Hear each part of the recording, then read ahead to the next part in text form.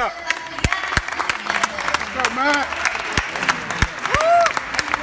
Bring it home. Best plaque for you. I was 12 years old when a moratorium was put in place to protect our marine archaeology treasures against mismanagement.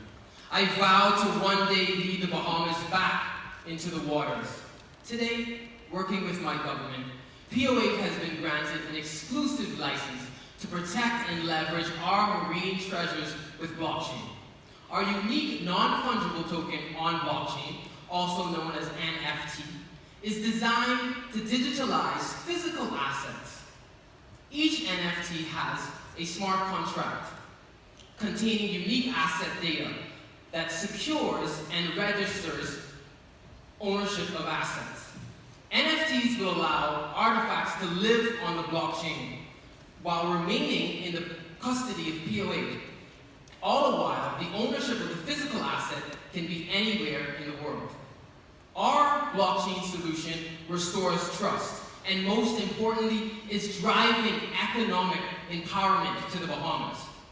Now, already having pinpointed the first 3 ships, with a net projection of $250 million, of which 25% goes to the government, access to this $100 billion industry will shift the Bahamas from tourism to a new third pillar, tech. Joining me is Dr. David Gallo, who found the Titanic and the missing Air France Flight 447, along with a dedicated team of global entrepreneurs passionate about impact. Now, I want you to join me. We've already raised $10 million, have 250,000 followers, and have made partnerships with governments in Thailand, Philippines, and Monaco. So join me as we unearth more than just gold and gems, but most importantly, tesoros de la mente. Thank you.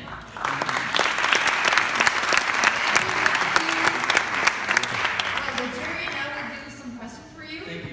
You have 3 minutes for the question. El jurado le va a dar entonces sus preguntas, tiene 3 minutos para réplicas. Excellent presentation. My question for you is, how do you plan to scale up your business, and do you work only with governments? Okay, so the first thing, thank you for that question. We already have partnerships in place with Thailand, Philippines, and Monaco to scale up. But I think the real call is here in Latin America and in the Caribbean. So we've already completed research that speaks to some of the shipwrecks that are here in Chile. So that's a partnership that we want to have. Also throughout the Caribbean, also through Mexico, because a lot of these shipwrecks were leaving Santa Fe, Mexico, and then happened in the Bahamas and other places. Currently, we're only working with governments because, again, all of this water that these shipwrecks are in, they're sovereign waters, so you have to work with the government. They're the only ones who can give you this permission.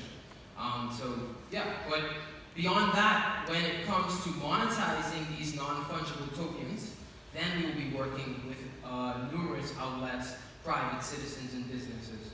So altogether, it'll be public-private partnerships. Hi, what is the biggest challenge you have right now? The biggest challenge right now is, I think, getting people to understand what is a non-fungible token. So I think that a lot of times this reminds me of the early 90s of the internet, when a lot of people was like, you're going to sell books on the internet? Jeff Bezos, Amazon? No, you're crazy.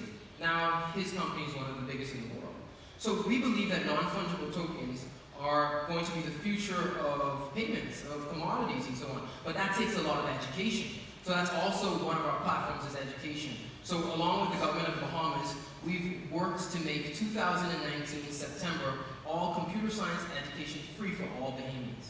So these are some of the methods that we're putting in place to combat that particular problem that we're having right now. But we see that it's just a matter of time.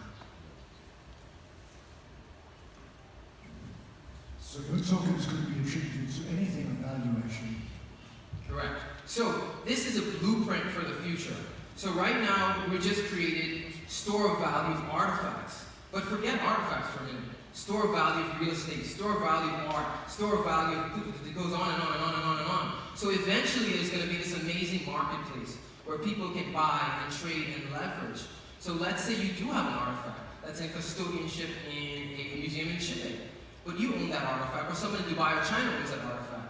They can leverage that artifact. And inside this terminal or marketplace will have asset-backed lenders, banks, funds, and they will lend you 30% or 40% of that face value. This is the future of commodities. So we believe that non-fungible tokens is a new asset class, and so expansion is endless.